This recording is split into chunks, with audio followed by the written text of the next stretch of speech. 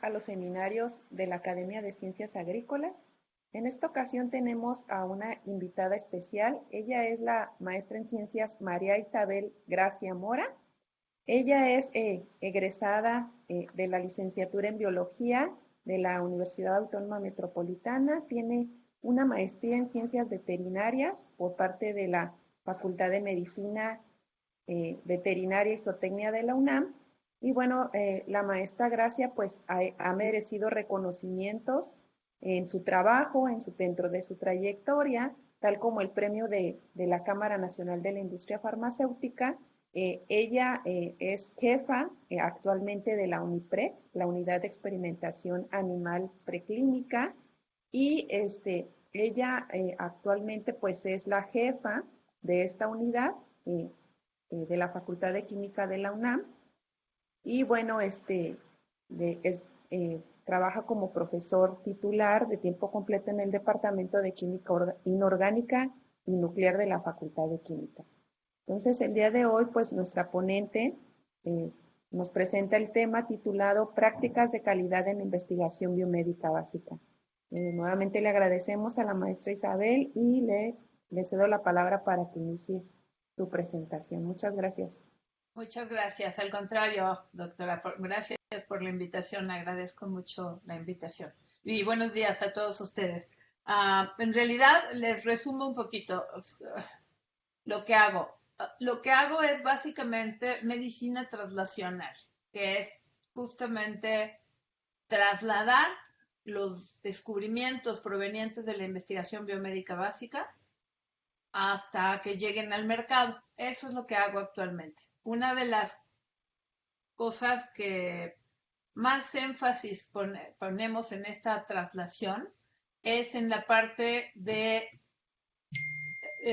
estadio 2, que es de seguridad no clínica. Y esto es básicamente lo que hago. Esto no existía en México. Entonces, llevar la investigación biomédica básica, que es esto que está puesto aquí como estadio 1, investigación biomédica básica, hasta los estudios clínicos, es lo que nos costaba mucho trabajo en México y no sabíamos identificar bien a bien por qué tenemos tan poco éxito en trasladar la investigación hasta el mercado. Y una de las causas fundamentales que yo identifiqué fue que no teníamos dónde hacer esta parte, este estadio 2, por un lado. Pero también identificamos que la investigación biomédica básica a veces también nos hace falta generar las prácticas de calidad que nos permitan su trazabilidad, y eso quiere decir, estas siglas que están acá abajo en realidad son los sistemas de gestión de la calidad que deben imperar para hacer que un descubrimiento pueda ser llevado hasta el mercado. Si no tenemos prácticas de calidad, es prácticamente imposible trasladar nada. Entonces, la OMS, este diagrama que están viendo ustedes en pantalla, es un diagrama elaborado por la Organización Mundial de la Salud.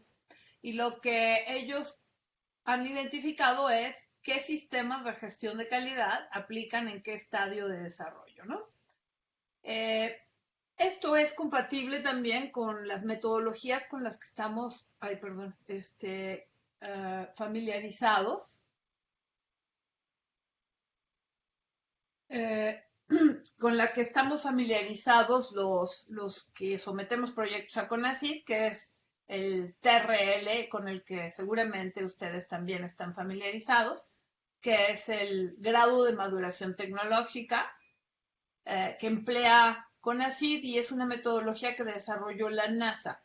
Si ustedes leen con calma el TRL, lo que señala es que para poder trasladar en su maduración un desarrollo, lo que necesitamos, o una invención, necesitamos justamente las buenas prácticas de laboratorio. Nada más que aquí está en inglés aquí el sistema de gestión que debería imperar es Quality Practices in Biomedical Research, y esto es de lo que les voy a hablar en un momento. Y después de esto, pasar a estudios de eficacia y de seguridad preclínicos bajo otro sistema de gestión de calidad mucho más estricto que se llama Good Laboratory Practices, y aquí está en español, buenas prácticas de laboratorio, pero que no tiene nada que ver con lo que nos han dicho que son las buenas prácticas de laboratorio. El Centro Nacional de Metrología suele llamar y dar cursos de buenas prácticas de laboratorio, cuando en realidad lo que son prácticas de calidad o de metrología, ¿no? Entonces, esto hace mención más que a la metrología, a la implementación de un sistema de gestión de calidad muy robusto y que obviamente es auditado. Aquí nada se audita o puede ser opcional la auditoría. Aquí es obligatoria la auditoría y la auditoría se lleva a cabo por una entidad ajena a la institución. Por ejemplo, nosotros quien nos auditó fue la Organización para la Cooperación y el Desarrollo Económico, pero también nos auditó ya la FDA. Entonces, un estudio hecho bajo este sistema de gestión puede ser trasladado a la investigación clínica, a las fases 1, 2 y 3 de la clínica, siempre y cuando la clínica se haga con buenas prácticas clínicas. Y de aquí se pasa al estadio de investigación clínica 4, que es la farmacovigilancia, es decir, ya puedo vender mi producto, pero con una estricta farmacovigilancia. Y esta depende de la naturaleza del producto, cuánto dura la farmacovigilancia, pero bueno, aquí ya puedo comercializar. Ustedes lo están viendo ahora con las vacunas, ¿no? Están ya en el mercado o en la fase 3, ya muchas han sido registradas, que están en la fase 4, hay 7 registradas en México, y tiene que hacerse farmacovigilancia. Hasta aquí la manufactura de los productos es no regulada y a partir de aquí, finales del estadio 2 y para hacer la clínica, desde luego, la manufactura es bajo buenas prácticas de manufactura. Este traslado puede tomar normalmente 10 años. Ustedes lo han visto ahora con las vacunas para COVID-19, que se logró en un año, ¿no? Prácticamente. Pero bueno, primero vamos a definir qué es la investigación biomédica básica, ¿no? Entonces, bueno, la investigación biomédica básica se refiere a las actividades que encuentran medios de detección, prevención o tratamiento para enfermedades humanas. Eso es la definición más sencilla de investigación biomédica básica. Esta investigación cubre descubrimientos y la exploración que precede a las fases regulatorias del fármaco desarrollado. Las fases regulatorias lo que quiere decir es, como mencioné en la diapositiva anterior, que el estadio 2 es lo que se llama investigación con fines de registro regulatorio, es decir, para registrar el fármaco a la FDA o a la COFEPRIS en México o Anvisa en Brasil o a la entidad europea de medicamentos o lo que sea. Entonces, eso cuando cuando hago estudios ya con fines de registro sanitario, es a lo que se llama fase regulatoria. Sin embargo, aquí la investigación biomédica básica no pretende un registro todavía, a menos que haya un hallazgo, ¿no? Entonces, perdón, está muy touchy. Y entonces, bueno, son los estudios que preceden programas de desarrollo para desarrollar otros métodos de control de enfermedad también, eso ya. Entonces, el desarrollo de fármacos tiene 4 etapas reguladas, ¿no? La etapa no clínica, que establece la seguridad del fármaco bajo buenas prácticas de laboratorio, como les decía, la etapa clínica bajo buenas prácticas clínicas, y esto es para establecer la seguridad y la eficacia en humanos.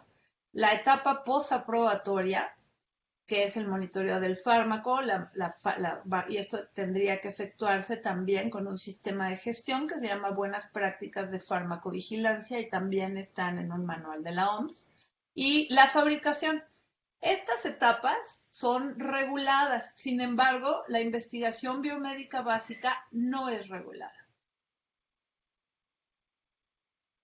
Entonces, sin embargo, sí se ha puesto especial énfasis en que aunque no sea regulada, se instalen prácticas de calidad en la investigación biomédica básica justamente para que su traslación a las fases reguladas sea más sencilla.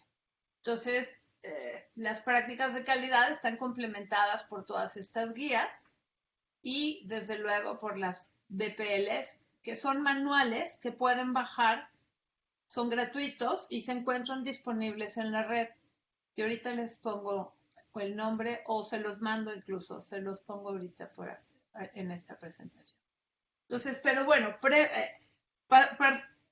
aterrizando un poco en lo que es la investigación biomédica básica, que es la fase no regulada, la investigación biomédica básica contempla 3 etapas y se llaman así, la 1A, esto está mal, es 1B y 1C. Entonces es descubrimiento per se, investigación transicional o también se llama investigación traslacional y la investigación no clínica no regulada. Si tienen preguntas, agradecería que las hicieran durante la presentación para irlas resolviendo y no avanzar si hay dudas, ¿eh? Entonces, bueno, esto es que cuando los pone uno en el bullet solito le cambia, pero es 1A, 1B y 1C. La etapa 1A, que es el descubrimiento per se, es cuando el investigador advierte signos de que un compuesto tiene potencial terapéutico. Cuando también encuentra medios para establecer si este es un producto fructífero.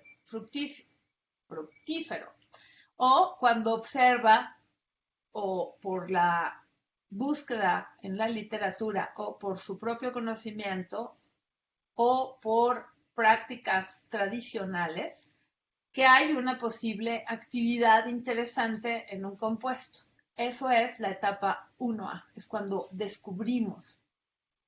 La etapa 1B es cuando se empieza a caracterizar el ingrediente farmacológicamente activo, que eso es lo que quieren decir estas siglas, y así le dicen, ¿no? IFA. Entonces, en inglés les dicen APIs, ¿no? Pero es lo mismo, son los ingredientes farmacológicamente activos. Y es cuando yo descubro, empiezo a caracterizar mi producto y empiezo a producir este ingrediente farmacológicamente activo. Continuamos enfocados en la experimentación biológica para demostrar que lo que yo hipoteticé de verdad se cumple. Entonces puedo usar células, animales, tejidos, etc. Y luego pasar a la investigación 1C, que es efectuar las pruebas biológicas justamente para demostrar que el producto que tengo es eficaz. Y para poder hacer esto necesito estudios rigurosamente controlados en modelos biológicos, demostrando la actividad biológica potencial para su uso en humanos, y para esto requiero ya en esta fase ser capaz de producir suficiente cantidad del ingrediente farmacológicamente activo. Estas son las 3 etapas, resumidas aquí de forma diagramática. Puede haber otro tipo de insumo para la salud diferente a los fármacos, por ejemplo, los dispositivos médicos, que también son producto de la investigación biomédica básica, o los métodos de diagnóstico. Y a eso se refiere esta diapositiva. A cuáles son los estadios que debe pasar un producto cuando no se trata de un fármaco. Y vuelve a estar el error aquí, es 1A, 1B y 1C. Es que el bullet los numera. Entonces, bueno, aquí también a esto se le llama investigación translacional. Y bueno, básicamente, como ven, son exactamente los mismos puntos, excepto que aquí se llama la prueba de principio, ¿no? Entonces, es el descubrimiento per se, y es cuando el investigador verifica que el fenómeno que descubrió vale la pena. La 1B, que es cuando se elaboran estrategias para explotar el fenómeno observado, se hace un prototipo y se descubre cómo modificar o influir en los vectores. Se realiza la experimentación preliminar. Y el 1C, que es la prueba de principio, y en inglés se abrevia POC, y si ustedes ven en el TRL de CONACYT, así está, como Proof of Concept, y es cuando el investigador usa un modelo experimental para demostrar que se han identificado las relaciones correctas. Se pueden incluir estudios que muestran la potencial aplicabilidad de las ideas como métodos prácticos para el control de enfermedades. Entonces, básicamente, tanto los fármacos como los dispositivos médicos o métodos de diagnóstico terminan, la investigación biomédica básica termina con la prueba de concepto. Aquí está puesto de forma diagramática. Y bueno, definido y entendido qué es la investigación biomédica y cuáles son sus fases, voy a describir qué es la calidad, al menos la que aplica en esta parte. Entonces, bueno, la investigación científica tiene dos aspectos, ¿no? Las hipótesis científicas deben estar fundamentadas y los aspectos experimentales prácticos. Si la ciencia subyacente está equivocada, incluso los estudios bien organizados, pues no van a producir resultados que valgan la pena. Si los estudios no se conducen de forma impecable, con una experimentación de alta calidad, los resultados obtenidos son sospechosos y no se avanzará en el conocimiento. Entonces, básicamente, si yo tengo principios científicos sólidos y prácticas de calidad, entonces el resultado es aceptable. Pero en cualquiera de las otras combinaciones, los resultados serían inaceptables. Entonces, la Organización Mundial de la Salud nos resume en este manual que se llama así, Quality Practices in Biomedical Research Handbook, nos resume cuáles son las prácticas de calidad que debemos implementar en la investigación biomédica básica. Entonces, este manual lo que cubre es cómo debemos organizar el trabajo de investigación, es decir, las buenas prácticas en la organización del trabajo, cómo promover la fiabilidad de los datos y justamente con todo esto promovemos la credibilidad de los datos y agregamos valor a nuestra investigación. Entonces, si tenemos implementadas prácticas de calidad, nuestra investigación es mucho más fácilmente trasladable. Entonces, las prácticas de calidad deben hacer posible que nuestros colegas, las revistas científicas, los socios de desarrollo o financiamiento o nuestras autoridades puedan verificar la autenticidad de los datos experimentales, revisen los resultados reportados y que estos sean de verdad una representación precisa de los métodos que usamos y que los datos obtenidos son trazables. Y esto hace justamente que se validen los datos. Ustedes se sorprenderían, pero muchos resultados muy valiosos, hallazgos científicos importantes, a la hora de escrutar los datos, resulta que la chica que obtuvo esos resultados, pues era una tesista que los borró de la computadora cuando terminó la tesis, no la encuentran. Entonces, la trazabilidad de los resultados se perdió. Y entonces, por bueno que sea el hallazgo, pues no sirve, porque hay que repetirlo todo desde el principio. Y entonces, cuando yo quiero bajar fondos o financiar un desarrollo de esta naturaleza, pues resulta que no se puede porque los datos se perdieron, no se encuentran, no se registraron de la forma adecuada, la chica se llevó su bitácora o mil cosas, ¿no? Entonces, bueno, La comunidad científica debe ser capaz de confiar en los datos y los informes de investigación o las publicaciones a fin de que los estudios que nosotros publicamos puedan repetirse, sean reproducibles, se puedan confirmar las hipótesis y los resultados y que puedan servir de base para más investigaciones que desarrollen el conocimiento, ¿no?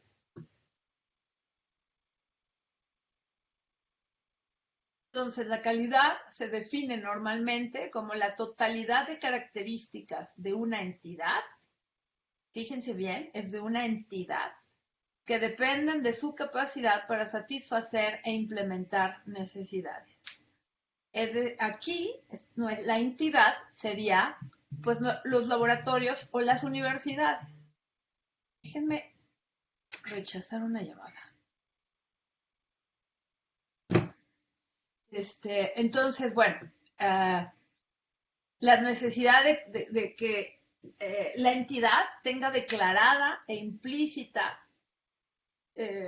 la política de calidad para que los resultados sean suficientemente sólidos para el desarrollo de productos útiles o estrategias para combatir enfermedades.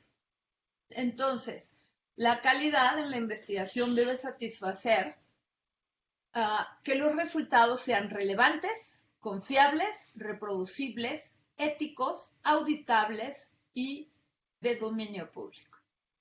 El manual de Quality Practices in Biomedical Research provee la orientación sobre la aplicación de estas prácticas de calidad que garanticen los resultados y que estos resultados tengan estas 6 características, ¿no? Entonces, bueno, tenemos que generar datos confiables, tenemos que generar una interpretación adecuada con esos datos. Nuestras variables experimentales deben tener bajo control, deben estar controladas en orden con la finalidad de obtener datos confiables y las prácticas de calidad se designan justamente para ayudar al científico a controlar estas variables. Si las variables no son controladas en la investigación, se pueden producir falsos negativos o falsos positivos. Les pongo un ejemplo. Aquí es la influencia de la variable cajas en un estudio con ratones y consumo de alimento. El número de cambios de aire por hora en el cuarto. Si la jaula está hecha completamente de malla de alambre, si la jaula es de plástico, tipo caja de zapatos, sin ningún material de cama, o si la jaula es de plástico, igual que la anterior, pero tiene aserrín como material de cama. Fíjense ustedes el consumo de alimento, cómo cambia gigantesco solamente por el tipo de jaula que usé. Otro ejemplo, la medición de la creatinina en suero de rata. Si yo usé dióxido de carbono como CO2 como método de anestesia, metoxiflorano, fenobarbital o ketamina, ¿cuál es la medición de la enzima? Y también, usando el mismo anestésico, pero un punto de muestreo diferente, ¿cómo puede cambiar la medición? Vean ustedes cómo puede ir desde 85 hasta 536, dependiendo el anestésico y el sitio de muestreo. Por eso es importante estandarizar los modelos biológicos antes de hacer el ensayo, digamos, final.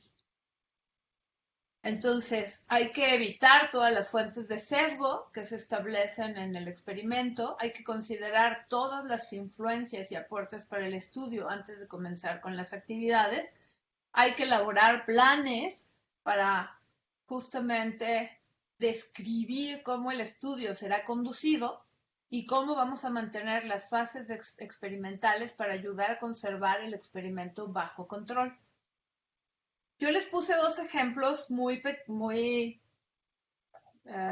chiquitos, porque aún esas variables no controladas pueden llevarnos a sesgos muy importantes.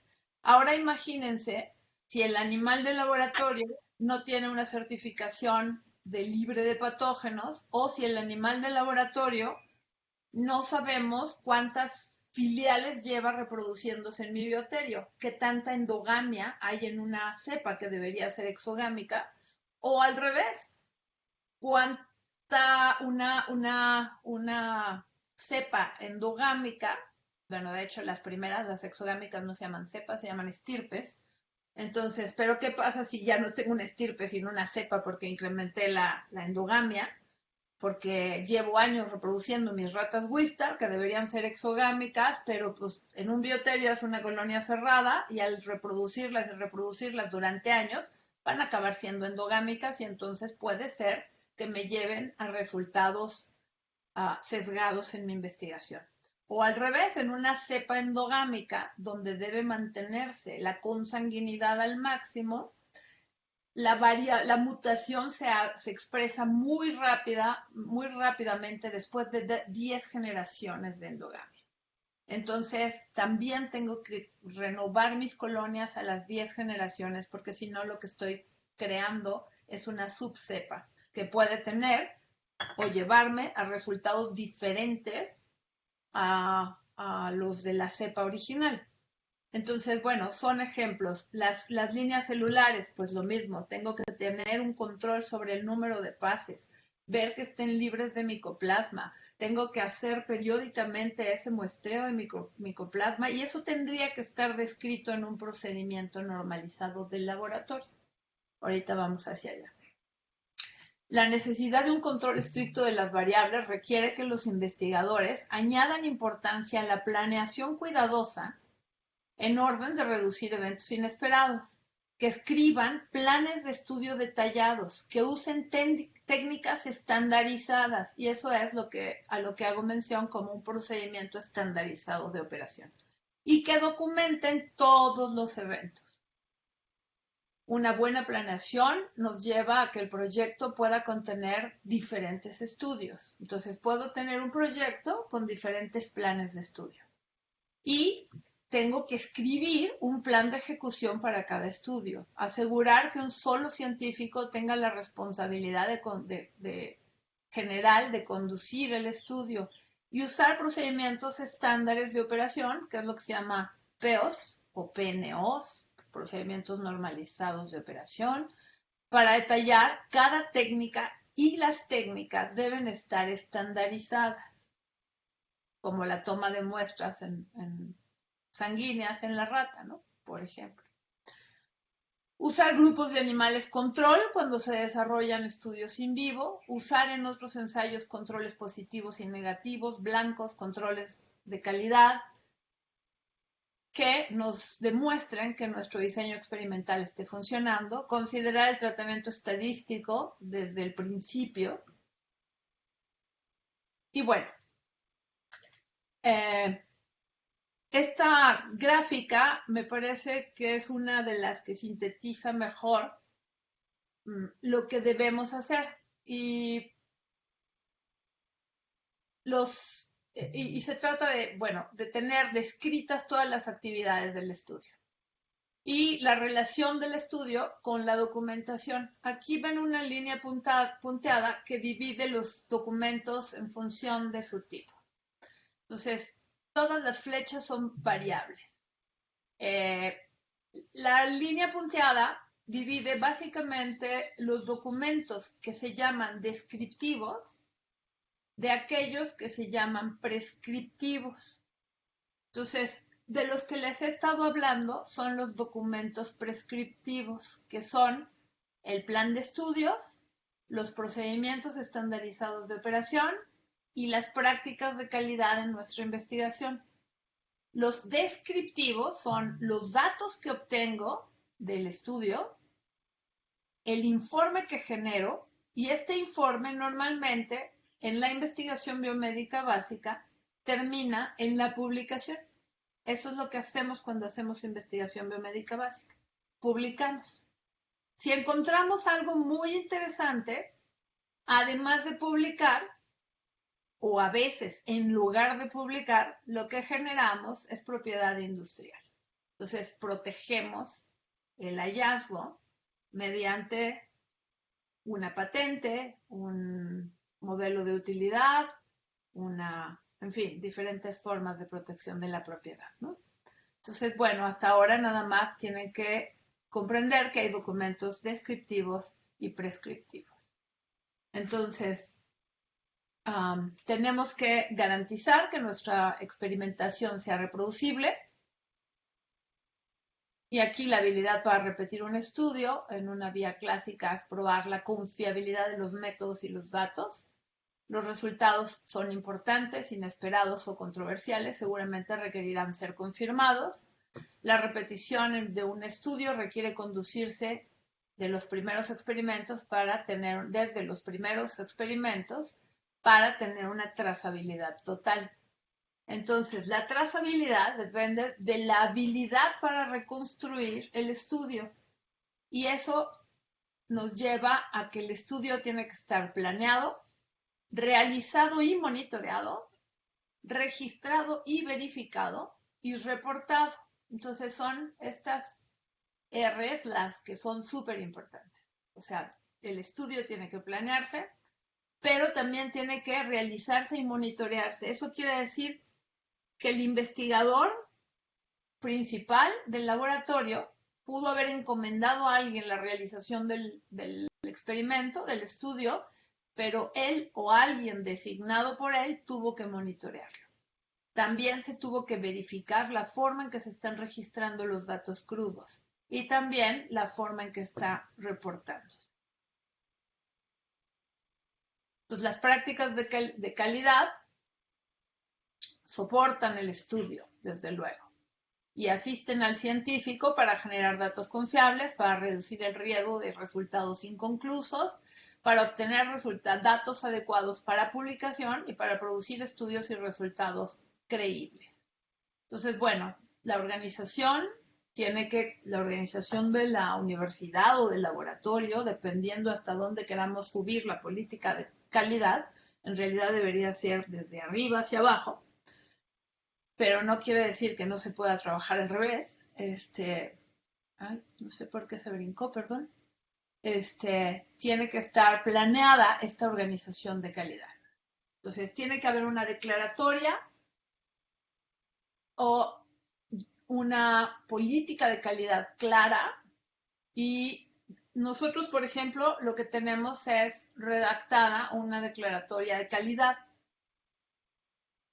que dice cuál es el objetivo de nuestra política de calidad y cómo está organizado la unidad, y esa política la tenemos pegada en todas las áreas para que esté al alcance de todo el que entre al laboratorio. Entonces es un documento breve, legible, que delinea las prácticas de calidad que todo el personal debe aplicar al realizar trabajos experimentales. Entonces, ese documento que está pegado, lo que dice es cómo está organizado, quién es el responsable de esa área, cómo lo contactan, cuál es su celular, en qué oficina está. Entonces, toda esa política que habla de cómo se lleva a cabo la calidad en el sitio está al alcance de todos. Debe estar sustentada en guías escritas y en procedimientos estandarizados de operación en todos los niveles. Entonces, por ejemplo, el documento dice todos los documentos que aplican. Si usas esta balanza, tienes que ver que esté verificada. Se verifica con el procedimiento normalizado de operación tal, que también está pegado ahí. Entonces, la gente lo lee y sabe cómo usar una balanza. La dirección debe apoyar visiblemente estas medidas y la dirección ejercerá control sobre estas medidas. Las siguientes diapositivas presentan el número mínimo de puntos necesarios para implementar en las prácticas de calidad, que es las posiciones y trabajos actuales. Entonces, por ejemplo, si eres un estudiante, un investigador, un profesor y quienes están involucrados, el papel del investigador principal debe asignarse a un profesor o a un estudiante de doctorado. Es necesario especificar los roles, incluso en pequeñas organizaciones en donde una persona puede tomar diferentes roles, y el investigador principal tiene el papel de la llave operacional en el aseguramiento de la calidad del estudio. Un estudio no puede realizarse sin un investigador principal, y eso tiene que ponerse por escrito. ¿Quién es el investigador principal de cada estudio? Estas son las responsabilidades de los diferentes actores en el sistema de gestión. Entonces son el director de la organización, el jefe del departamento, el investigador principal y los técnicos. Entonces el director de la organización es el que dicta las políticas, provee los recursos, nos da el presupuesto y nos supervisa. El jefe del departamento o del laboratorio también puede ser, no necesariamente del departamento, nos dicta el uso de los recursos, nos da la supervisión, el asesoramiento, el soporte del personal subalterno, la conformidad con políticas institucionales y las prácticas de calidad. El investigador principal conduce el estudio, interpreta los resultados y comprueba la veracidad de los datos. Los técnicos desarrollan los procedimientos como se requiera en el plan de estudio o en los procedimientos estandarizados de operación.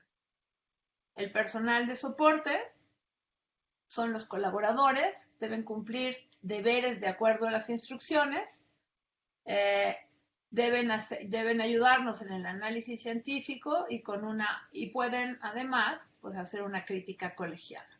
Hay personal de control analítico que asiste en la implementación y en el mantenimiento de prácticas de calidad, nos ayudan a asegurar la autenticidad, la trazabilidad, la consistencia de los datos en conformidad con las prácticas de calidad.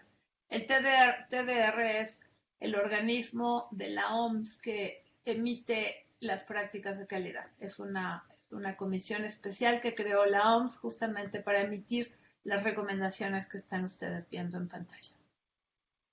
La gestión implementa la revisión por pares, establece comités de ética y los manuales de ética de la institución, a los cuales también debe estar apegado nuestro estudio. Por ejemplo, los comités para el cuidado y uso de los animales de laboratorio. También proporcionan críticas científicas a los colegas porque se revisan por pares nuestros planes de estudio. Y todo el personal, en conformidad con los manuales de ética, debe apegarse justamente al código de ética de la institución o de nuestro laboratorio. El personal de calidad no se emplea habitualmente en el establecimiento de la investigación. El papel es cada vez más generalizado, pero no obligatorio. Es control analítico. El personal de control analítico toma un papel activo en la implementación y en el mantenimiento de medidas de calidad y a través de las actividades de auditoría de calidad mantiene a la gerencia informada del nivel de cumplimiento con los requisitos de calidad. Entonces, básicamente de lo que se trata es de que el personal que asegura la calidad debe ser independiente, debe estar de forma independiente a las actividades del estudio, pero debe revisar el estudio cada vez que lo deseen.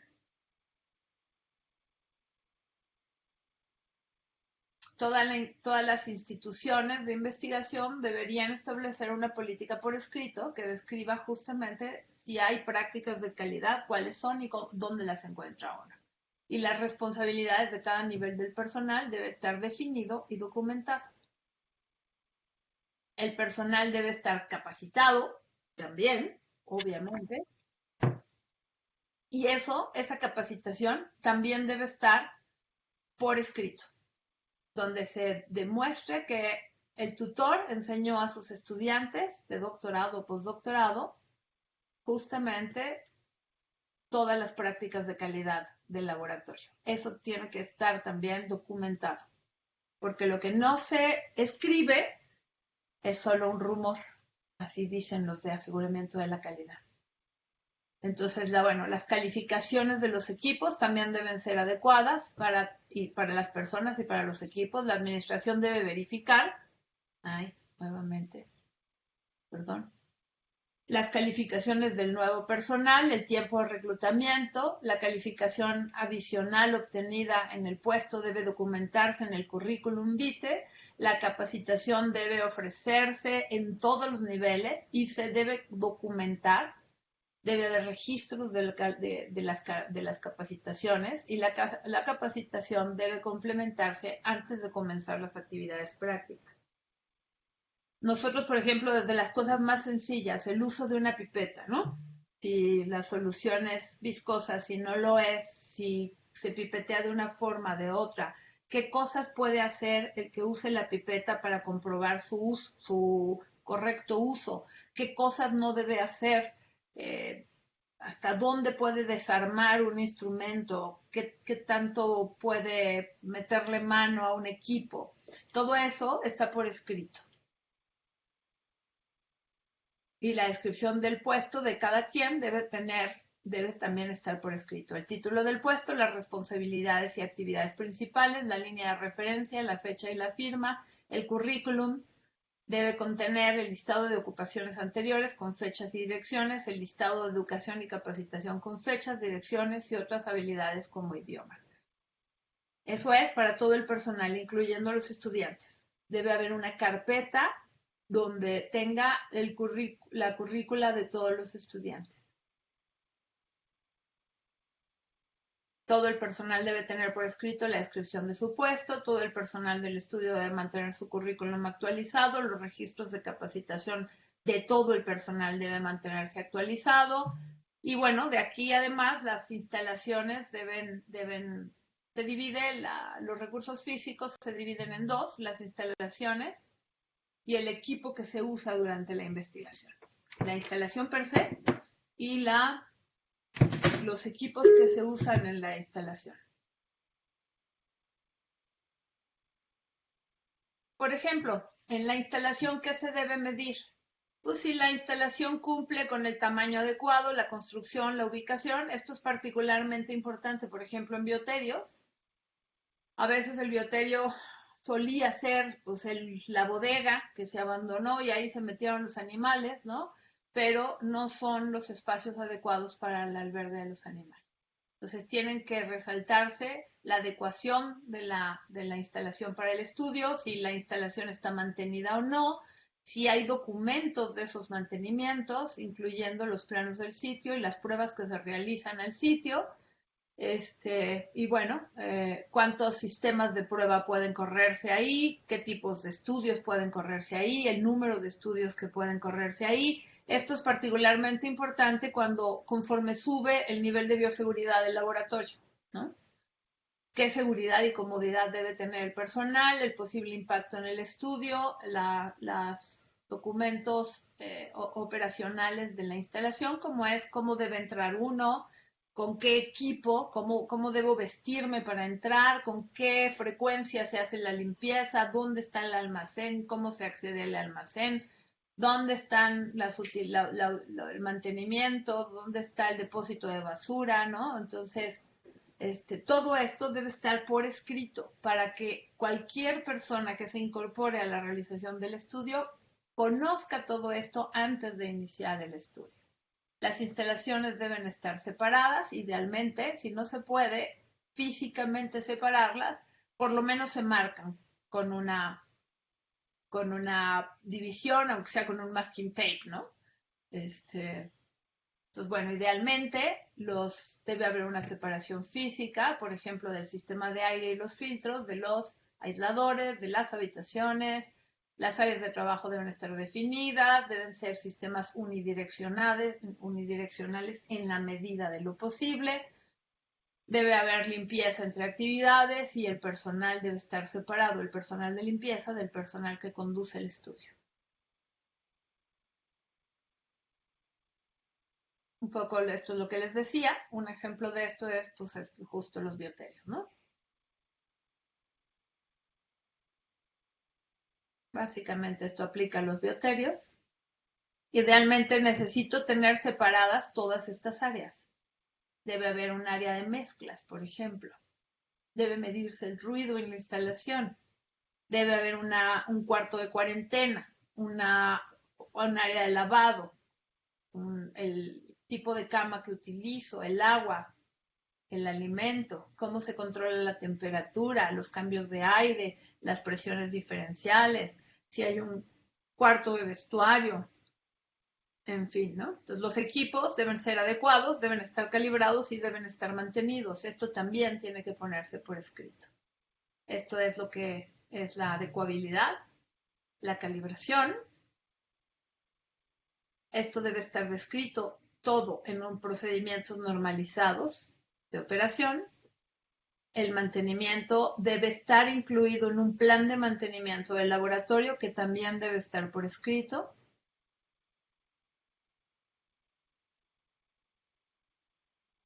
Se deben revisar los instrumentos.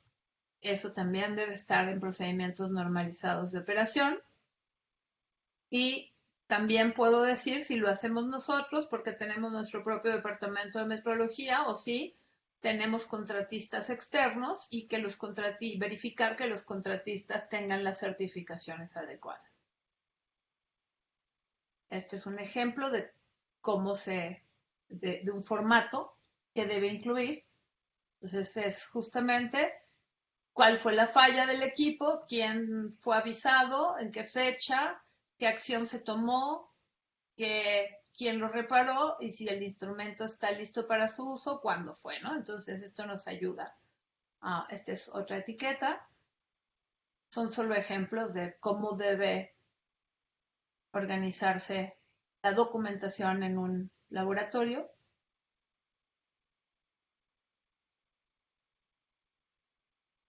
Y básicamente, entonces todo debe estar puesto por escrito. Todo, todo. Porque si no, está escrito, como les decía, es un rumor. Y ya, básicamente creo que estos son todas las diapositivas que yo tenía preparadas. Termino con esta, que es la que les presenté al principio. Básicamente describe cuáles son los documentos prescriptivos y cuáles son los documentos descriptivos. Sin embargo, toda esta información más detallada de cada una de estas cosas, qué debe contener el plan de estudio, cuáles son las prácticas de calidad, cómo debo escribir los procedimientos estandarizados, cómo debo escribir el informe, cómo debo recopilar los datos, qué se vale, qué no se vale. Se puede poner en un cuaderno, el cuaderno puede salir del laboratorio. ¿De quién es propiedad la bitácora? ¿Del investigador principal o del estudiante? Todas esas cosas están en este manual que se llama Quality Practices in Biomedical Research Handbook y se lo ponen así, en cualquier buscador lo van a encontrar. Y ahí viene justo todas las respuestas de cosa por cosa.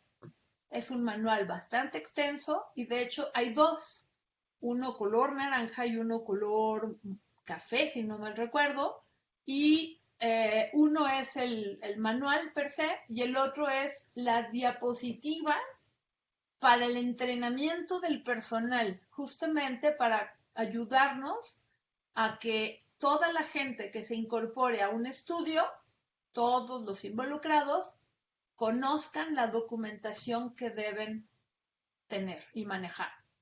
Entonces, todo esto está en el manual y básicamente con eso termino. La unión hace la fuerza. No todos tenemos que saber de todo, pero podemos organizarnos, ¿no? Entonces, este es parte de mi equipo. Este es el reconocimiento que nos dio la OCDE. En la siguiente fase, no en prácticas de calidad, sino en el estadio 2, en Good Laboratory Practices. Esta es mi responsable de gestión de la calidad, la doctora Liliana Valdés. Esta soy yo. Mabel Tinoco, que es la que lo recibió, es mi responsable de aseguramiento de calidad. Y estos son mis datos. Gracias por su atención. Muchas gracias, doctora María Isabel. No sé si alguien de nuestros asistentes tenga alguna pregunta, algún comentario para la maestra Gracia. Pueden hacerlo directamente abriendo sus micrófonos o escribiendo su pregunta en el chat.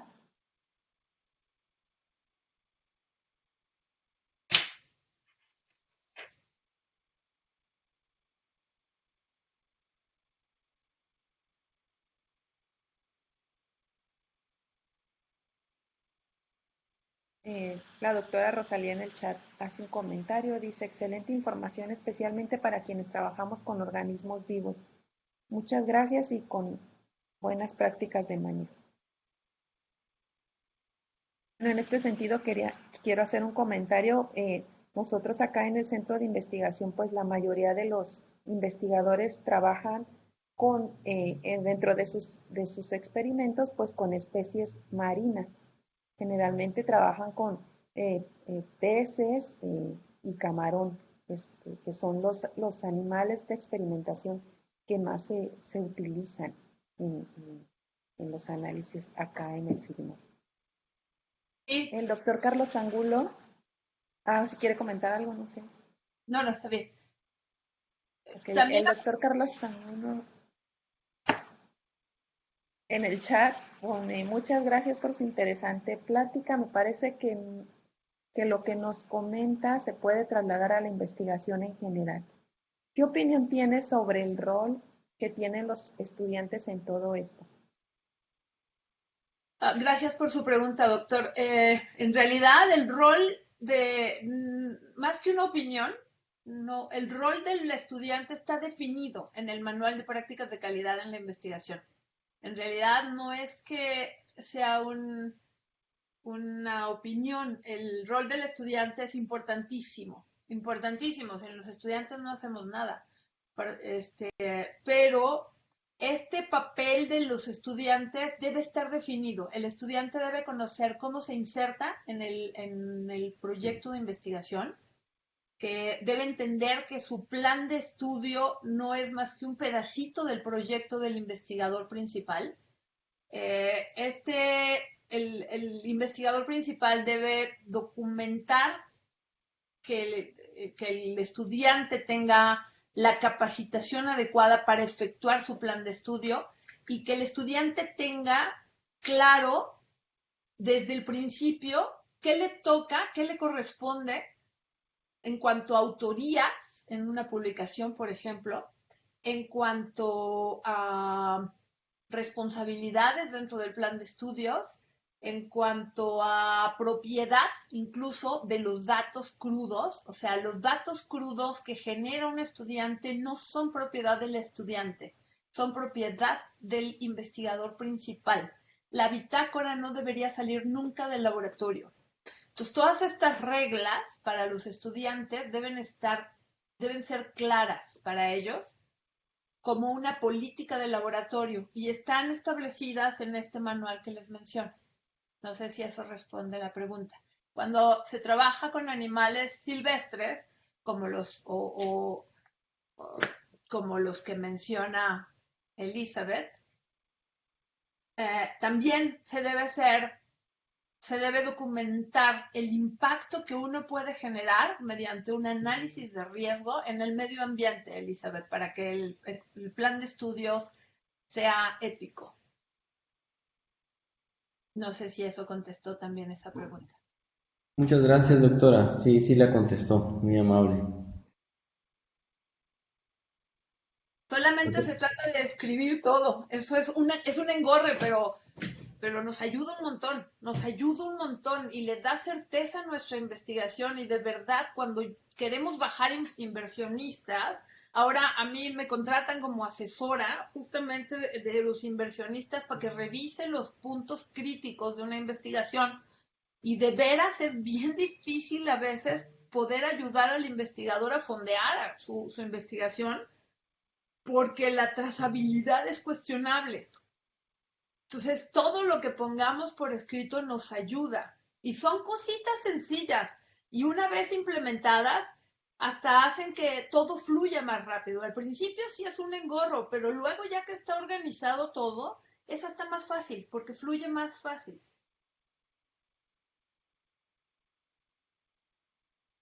Claro. Excelente, doctora. Muchas gracias por su mensaje. Y sí contestó a la pregunta y creo que es muy valioso porque tenemos muchos estudiantes en este seminario y bueno, además de que para nosotros es importante, pues para los estudiantes formarse con esa visión como futuros investigadores, es crítico para poder trascender y que su investigación, tanto de este momento, que es su primer proyecto pequeñito, pues eventualmente sea todo de esta manera, ¿verdad? Así es, así es.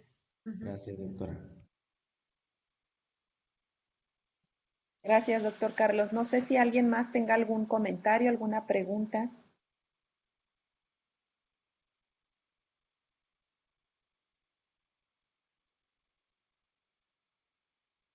Buenos días, maestra. Solo para agradecer, buenos días a Buenos todos días. en el CIPNOR.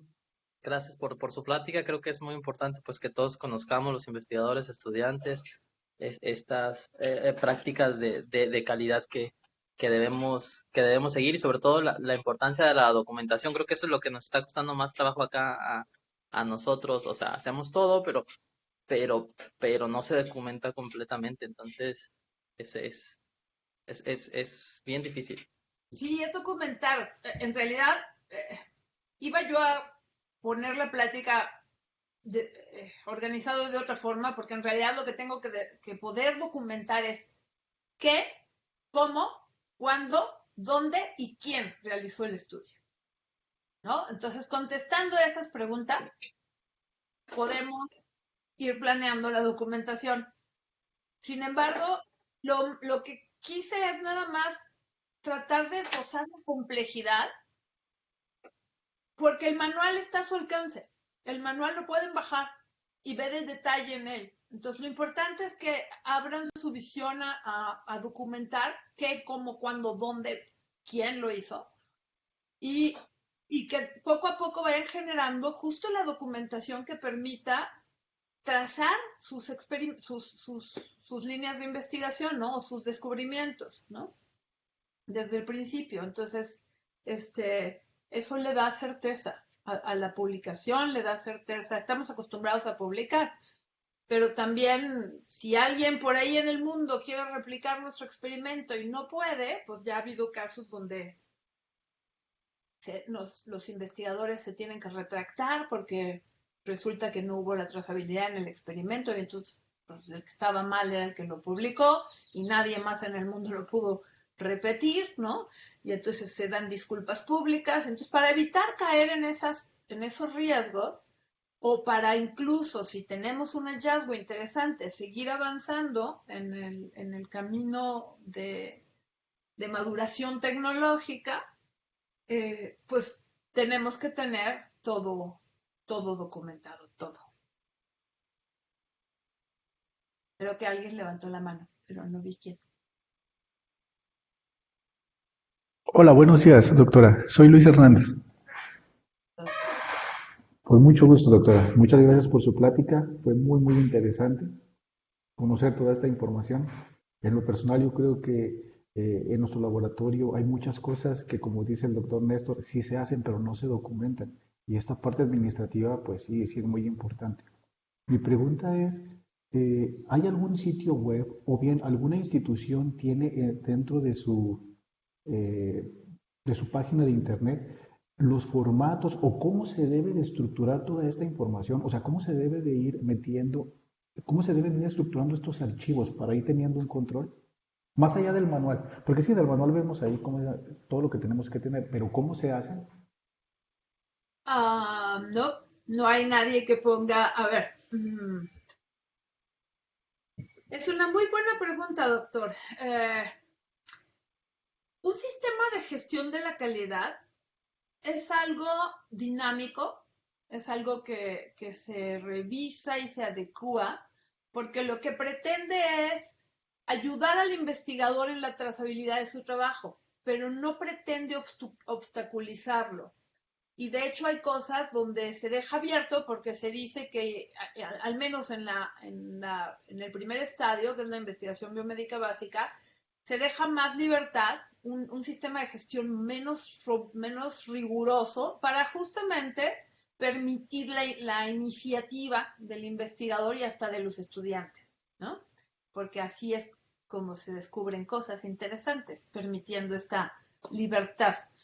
Entonces, no hay una página, no hay una institución que comparta formatos, porque en realidad se tienen que adecuar al sitio de investigación. Sin embargo, el manual sí trae ejemplos de formatos. Yo, por ejemplo, mi sistema lo pensaba proteger con un copyright y hacerlo público. Un poco completito, el sistema documental completito. Eran miles de documentos. Y dije, los voy a hacer públicos para que la gente los use, para que los copie, los adecue. Un poco, pues para facilitarles el caminito, ¿no? Desde el manual organizacional, el manual de diseño y ejecución de estudios, el manual de calidad. Nosotros teníamos manuales para todo, ¿no? Entonces, dije, los voy a hacer públicos. Los voy a proteger con un copyright y los voy a hacer públicos. Pero no lo logré, porque la propia institución vio que era inconveniente, ¿no? Porque de alguna manera no se pagaban regalías, era algo que le iba a costar a la universidad y no había cómo devolverle un ingreso de lo que había gastado, básicamente. Entonces, pues por eso, ya no lo hice público. Pero no, tampoco es tan grave, porque en realidad, a nivel de investigación básica, lo que se debe implementar es poquito. No es un manual tan robusto, no es tanta documentación. Son procedimientos muy sencillos y eso sí los pueden encontrar en el handbook de prácticas de calidad. Muchísimas gracias, doctora. De nada. Gracias. ¿Alguien más tiene alguna pregunta, algún comentario para la ponente?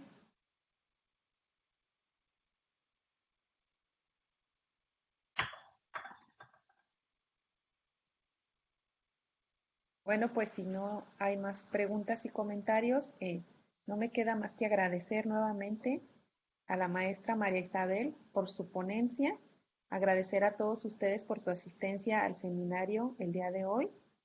Los esperamos nuevamente el próximo miércoles en otro seminario más de la Academia de Ciencias Agrícolas. Muchas gracias nuevamente, maestra. Gracias, Elizabeth. Mucho gusto